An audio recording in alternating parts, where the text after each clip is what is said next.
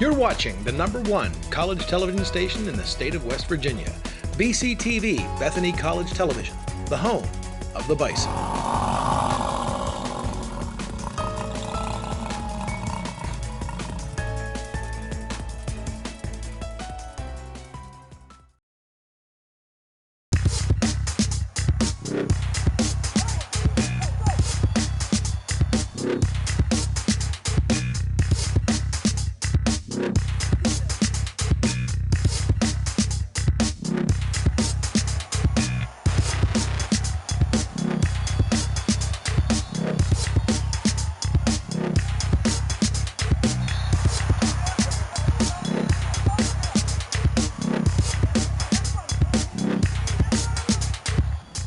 Hello again, everybody, and welcome to another episode of Bison Roundup. I am Carlo Guadagnino. Alongside me is A.J. Brettell, whose Pitt Panthers lost, unfortunately, this week to Miami on Black Friday.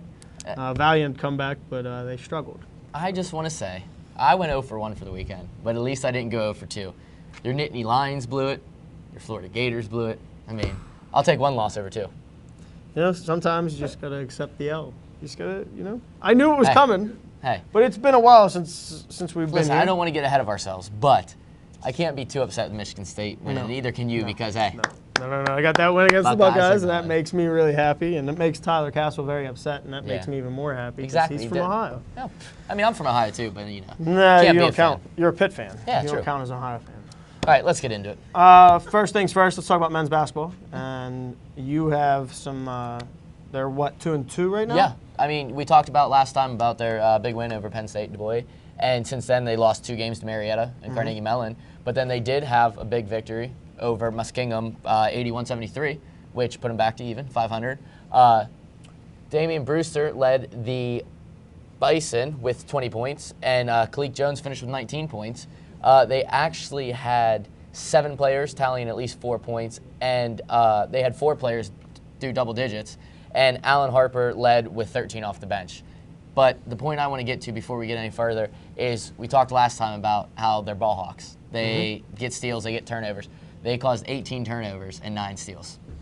Well, I mean, that's kind of what Coach Hager wants to do. That's his game plan is he's going to go out and they're going to be the best conditioned defensive team that we probably are going to see here at Bethany, and at least in my time. And they were ball hawks, but it wasn't to this level.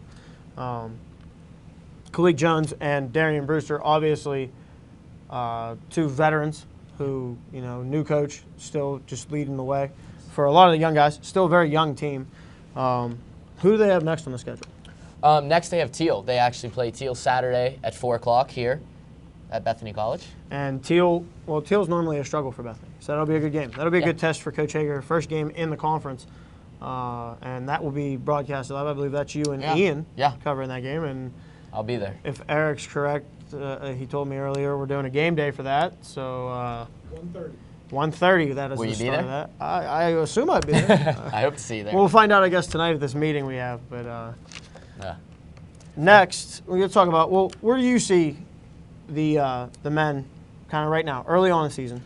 You know, early in the season, it's hard mostly to judge a lot of teams, you know, especially us, because with the new coach, it's kind of hard to get a grasp on which direction we want to go. But, I mean, if you look here at the scores, I mean, they've been close almost every game, and Marietta was ranked when they played them. Yeah. So, I mean, to only lose 78-65 to a ranked team, not bad. You can tell the defense, I mean, it's there. They're keeping us into they're holding the opponents, you know, to around 68, 70 points. I mean, that's not great, but, you know, it's still early. There's room for progression. Yeah. I mean, and obviously we said that Penn State Du Bois game should not have. I mean, they should not have given up 67 points. And, but you know, I put my foot in my mouth because they go down. Penn State Du Bois goes down and beats Washington and Jefferson. Beats them. It was pretty bad. Yeah. So I mean, like I said when we talked last time, in this conference anything can happen. I mean, you still have your Thomas More. Yeah. Which will be a struggle. But I think if the Bison can, get a big win Saturday against Teal to move to 3-2, I think that a little bit of momentum can go a long way. I mean, 2 in a row. I think maybe they can kind of get a full head of steam going forward and hopefully roll through the next few games. Well, you also have to think the scariest team in this conference isn't even Thomas More. It's St. Vincent, who really they didn't lose anybody last year. It's a very experienced team, and when you go up to St. Vincent, it's a different. Even for the football game, It was a different atmosphere. It's a different atmosphere when you go to that college and you play. Their fans take things very seriously. I'm not saying that we don't. Yeah. But They really get rowdy. they're kind of the assist when it goes. They're probably one of those teams. Them and I would say Waynesburg. Obviously, when we go there, and then they come here. That's a big game. But St. Vincent's the team that I assume is going to win the conference right now. I figure Bethany. I'm gonna go late season run. You know, I think it's too early, and we're not. This is our last show for the semester, so we're not going to talk about it. That's why I want to kind of give it a prediction. But I see Bethany going three, finishing the third in the conference. Is it top 4 make playoffs? Make Top- conference playoffs? I think it's top 6. Top 6. Make playoffs. I mean, I definitely could see us making playoffs. I mean, I don't think that'll be a problem. But as far as seeding goes, I could see us getting a 3-4 seed. I mean, that's. I generally think that Bethany's still one of the top 3 teams in the conference. Yeah. I mean, there's no difference from. Other than, I mean, obviously you don't have Delonte Joyce anymore, but No, you have Antonio that Rudolph, doesn't- who's one heck of a player. Yeah, Antonio Rudolph actually led the team with 10 rebounds that last game against Muskingum. Like you said, with these veterans that they do have, even though they have a new coach, you know, they've been playing together for a little bit, so I think the chemistry's there. And I think at this point, as long as this new coach can kind of just solidify things and keep the discipline there, you know, try to keep people out of foul trouble and keep that defensive pressure real high. I haven't got to see them play yet, but I mean, if they're coming up with these kind of numbers with turnovers and steals and stuff, I wouldn't be surprised if we see like a full court press or half court trap or something. Well, you got to wonder, are we going to see Liam Davis progress? You know, he's a big guy. He's a tree. Yes. You got to hope that his progression in Coach Hager's offense and defense can really get him more time and become more dominant on the court. Yes. I mean, like you said, it is so early. It's hard to say. Yeah. But as right now, I mean, these are all just projections, and we can kind of hope that we're right, and you know they do get a late season run, or maybe even they just start their run right now. And I think with a little bit of confidence, a lot of speed on this team. Oh, so yes. it's going to be. There's teams aren't gonna out effort. Effort us. I think if I had to say one weakness of ours, I think that against a couple of these teams that have these big burly guys down low, I think we could get beat in the paint pretty bad. Unless you can have, you know, Brewster can come up. Yes. And in games he has shown that he can. He's a big guy. Yeah, he can big muscle guy, with the big best. strong guy. And again, you got to hope that Liam just. Yes. You got to hope that he finds himself. He finds a presence down there. So let's move on. Yeah. We're going to move on to the women. On the women's side, obviously, they are, when we last talked, they were 1-0 and going to play against, I don't know why I clicked on that. But they were going to play Marietta as well, I believe. Was it Marietta or Hope? Yeah. It was Marietta next. And they lost as well. And they won and then lost to Hope College and is it Kenyon? I think it is. Kenyon, I think is how you pronounce it. It's Kenyon. Kenyon? Kenyon. That would help if you would have given me a pronunciation. Yep, good for that. All right, well they lost. Good for them. Well, they lost to both of those. Hope was a ranked team. They're the number 11 team in the country, and you know it's not the first ranked team. Well, it is the first ranked team that Bethany will see, but it won't be the last. Obviously, you got to play the Beast, Thomas More with Sydney Moss, and they also have a point guard that just got named Player of the Week this week for the PAC. Yeah, Thomas More always finds a way to bring in girls that can really play ball. Your players to watch for the girls are going to be obviously Kelsey Doherty. You're going to have Haley Alinka, who are both leading the team. I believe Kelsey has 14. She's averaging about 14.5, and Haley's right around 11. So you're getting a lot of production out of your big and your point guard. You're going to watch Sammy Schott, obviously. Yeah. You know, she's been a force. Gab Naples, Lexi Naples running, and Michaela Tipton, who have been kind of the cornerstones to the turnaround of this program. They're another team to watch in the conference. I think that they're a sleeper. Yeah. I think the women, I think they can do well. You know, like you said, kind of rough start to the season. Having to play a ranked team and stuff, kind of like the men. Not coming up with the result they wanted. But like you said, with a couple of these players that have kind of turned it around, I think that they have to be vital. I think the bench will have to be huge for the women's team. I think that these 6th, 7th people they put into the game, I think they need to put up 7, 8 points a game to truly be challenge a couple of these teams. And I was wrong on the last team. It was Ohio Wesleyan that they got the win against. Oh. But we are at that point where it's time to kind of wrap up this segment. We're going to move on, and our next segment is going to be kind of, I think, the segment that we're both waiting for. Yes, it'll be fun. It's a little PTI. We showed it a little bit in the last show, and now we're going to do a whole segment of it. But we'll be right back after a couple words, I guess. Messages, something.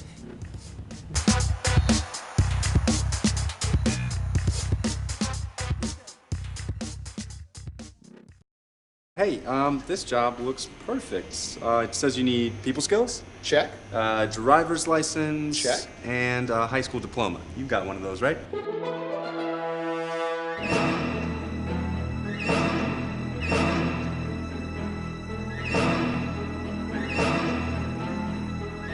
Skip the drama.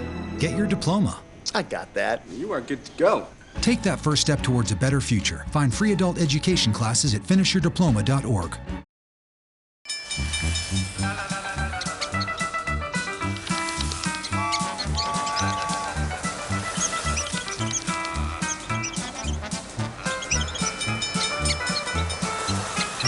Kids will spend 15 minutes watching online videos like this one. Brushing for 2 minutes now can save your child from severe tooth pain later. 2 minutes, twice a day. They have the time. So, I'm kind of new here, but I've noticed a trend. My human does this funny thing where she goes around and gets all my toys, and then she hides them in that basket by the door. But it's always the same basket, and it's always in the same place. And then she acts so surprised when I find them, but, she's putting them in the same basket. Again. It's like, hello, that's where you put it last time. You were the worst at hide and go seek. There are 16 million children struggling with hunger in America. This is a serious problem, but one we can solve. Visit feedingamerica.org to help. Together we can solve hunger. Together we're feeding America. Hey, Hard, what's this? That's my resignation. You're resigning? Why? You've been putting me under a lot of pressure lately. That's why I'm ready to quit. Oh, I forgot. I'll do better. Please don't quit on me. Don't let your heart quit on you. Get your uncontrolled high blood pressure to a healthy range before it's too late.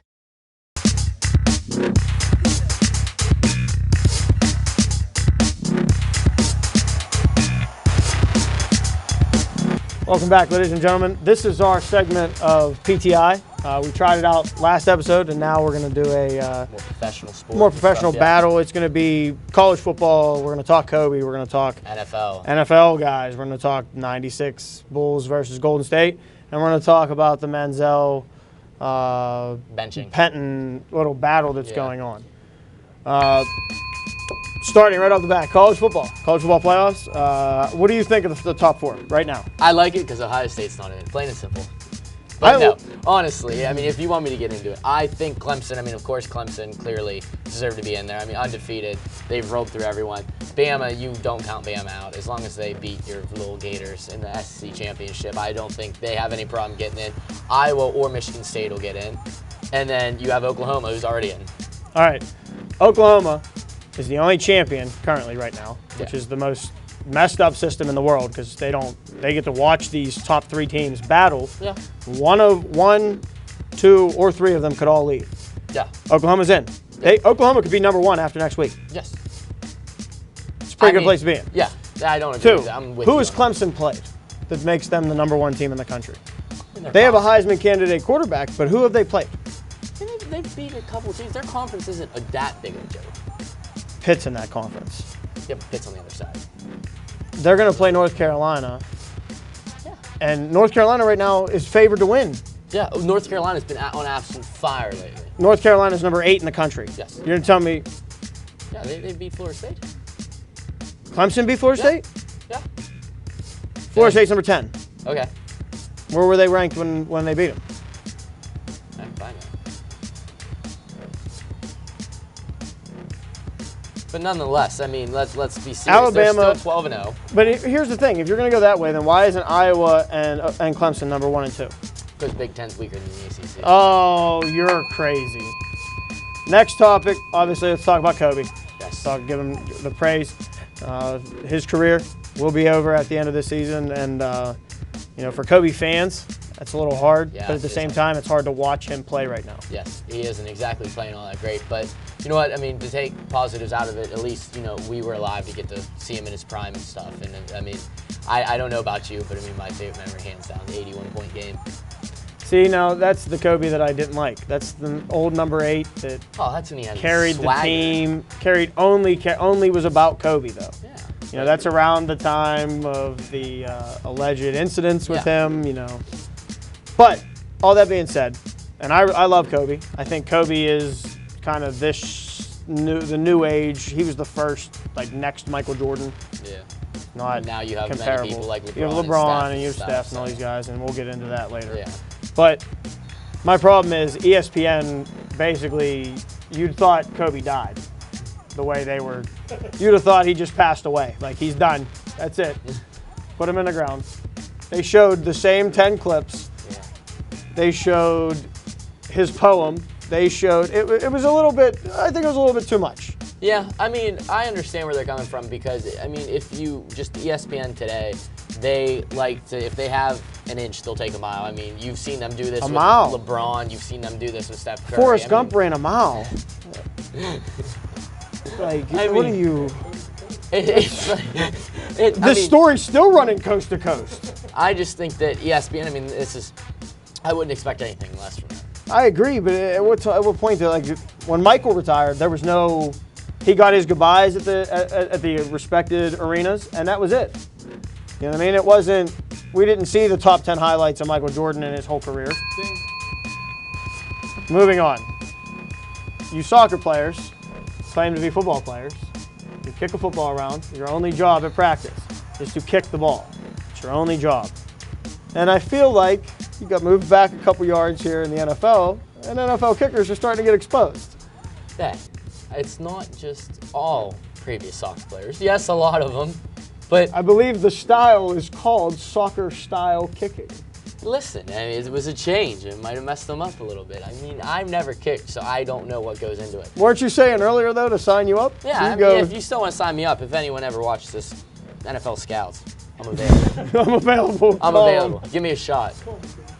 Call me. But what's up with the kickers? Is it, you think, wind or just? Well, I mean, I've seen a lot of missed PATs, and there are a lot of factors that go into it. I mean, a couple of them might be weather related. I mean, a couple of games, it's very windy and stuff, especially around this time. But a lot of it, I mean, I didn't think moving it back a couple yards would make all the difference. Didn't think it would make a difference at all. But I mean, this is something that I still think they should hit day in and day out. They're professionals. But yeah. I mean, I'm with you on this one. I do think it's a bit ridiculous. Well, at what point do you move it? You know what I mean? You have it in the NFL, it's back, but in college, it's still the same. And in high school, it's still the same. Pop Warner is still the same. When do you start teaching these kids to start kicking an extra point from, what, the 25? Yeah.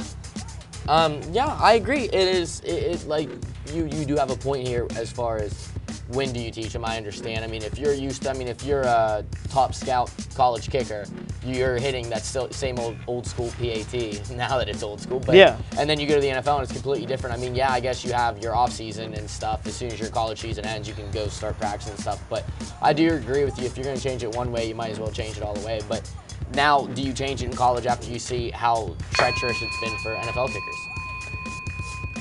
Moving on in the NFL, backup NFL quarterback seems to be the trend this year for the for teams. You got the 75-year-old Matt Hasselbeck, who's 4-0 somehow.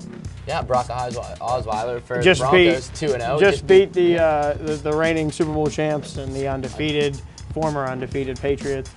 You have Kirk Cousins is technically still quarterback because Ben Roethlisberger came off and had one of his best games as a backup. So yeah, it's something about the backups, man. Well, I think Well, for Hasselbeck has a lot of talent around him, and obviously Andrew Luck, there was something going on.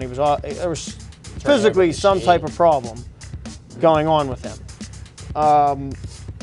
Do I think Matt Hasselbeck is the savior of Indianapolis? Absolutely not. I think he's the guy. He's the Tommy Maddox. He can get the job done for a year, and then age, age knocks on the door. It's ugly. I mean, I think coming from, if I had to try to get inside the mind of a backup quarterback, I think that if you're a backup quarterback and you get a chance to start, I think you feel a lot less pressured than a starting quarterback would, because it's like if worse comes to worse, you are already the backup. When the starter comes back, you're done. But it kind of pumps you up at the same time, because you can have the performance of a lifetime and you might be able to keep your starting position, Well, for Brock, though, that's a little bit different. Yeah, because he's supposed to be Denver's quarterback of the future, and now with Peyton Manning's injury, again, you're talking about the possibility of him retiring. He's not somebody who I would assume would be like Brett Favre and do the 65 comebacks and play for like 30 all 32 teams and retire back with the Packers and get honored and everybody's okay with it. But that's not something I see Peyton doing. I see Peyton he knows it's his time and he's just going to bow out. Yes. 96 Bulls for the current Golden State Warriors. Take a pick. So hard to say. I would never go against Michael Jordan. I mean, I think he's the greatest player of all time. I don't think it's questioned. I will say that Steph Curry is playing absolutely out of his mind right now. Here's the only thing I have to say about the 96 Bulls versus the Golden State debacle, debate, whatever you want to call it. Who's guarding Michael? Who's guarding Scottie? Who's out-rebounding and playing a more physical game than Dennis Rodman down low? Who's stopping Tony Kukoc coming off the bench? Luke Longley, Steve Kerr, who has supposedly said in an interview that this team would beat the 96 Bulls, being that he played for one and coached for another. It's not the same game. No, I know what you mean. Yeah, it's not the same game at all. I mean, Michael Jordan was just an absolute freak athlete, and like you just named all those other players, he had critical players around him. John Sally, before his knees got bad and he became an actor. Absolutely unreal.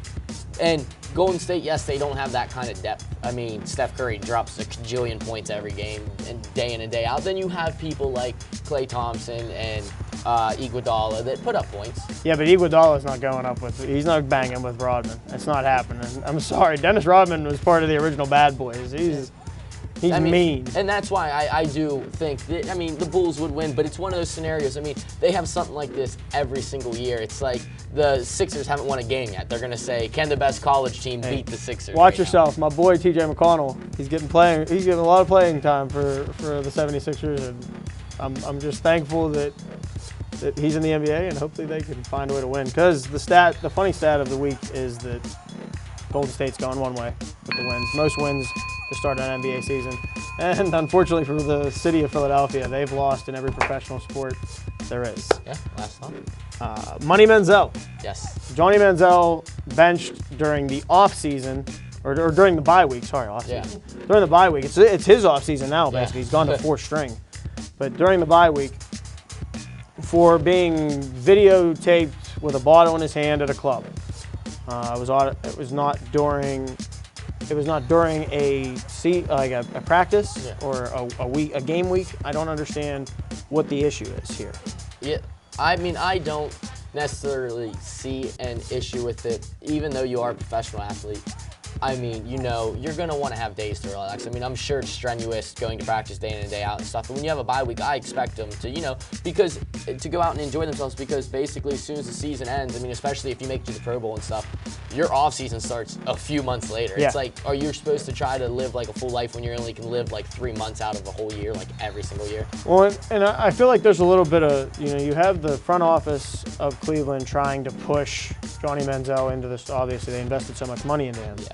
And I think you have Mike Pettin kind of looking at the front office of Cleveland and saying, no, I'm not going to play him. I think that Manziel's the type of quarterback that he's not great, but I think he has potential to be great. I think he does have the potential if he gets the good weapons around him and a good coach is actually willing to work with him. As far as the bottle thing, I don't expect anything less. I mean, we're talking about the same guy that had the Heisman with the blunt in the hand and stuff. I mean, we're talking about someone that's a party animal. But for some reason, Gronk gets glorified by it, and Manziel gets criticized every single time. You know, Gronk's also the squeaky clean coming out of college. Johnny had a lot of issues, and going to rehab this summer didn't really help his case. I do think that Manziel can go somewhere other than the worst team in the NFL and make an impact. They're not the worst team in the NFL, because the guys they're playing tonight on Monday Night Football are the worst team in the NFL. Hey, Tyler Castle, Browns get #1 pick next year? No, number 2. He says #1. Joey Bozo, Ohio State. Wow.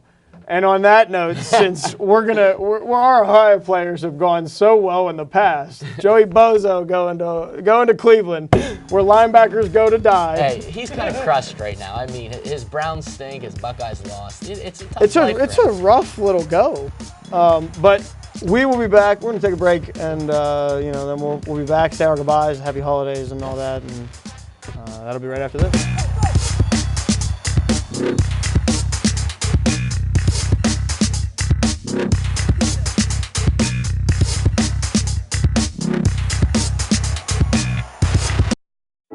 When I was 6, my mom had a stroke.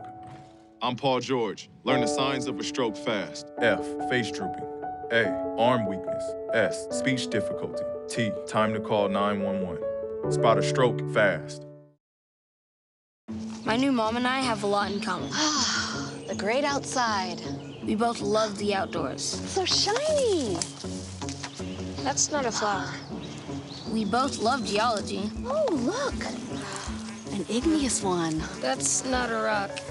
And she knows a lot about wildlife. A labradoodle. That's not a dog. Hanging out has been kind of fun. You don't have to be perfect to be a perfect parent. Thousands of kids in foster care will take you just as you are. The odds of winning 7 Grammy Awards? 1 in 1.4 million. The odds of having a child diagnosed with autism? 1 in 68. I'm Toni Braxton. Learn more at autismspeaks.org.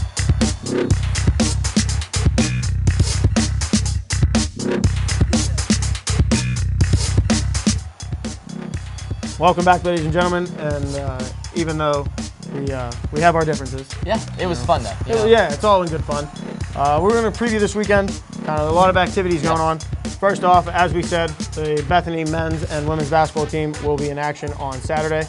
Women start at 2, men start at 4. Bison pregame starts at 1:30. And then there's also there's a play.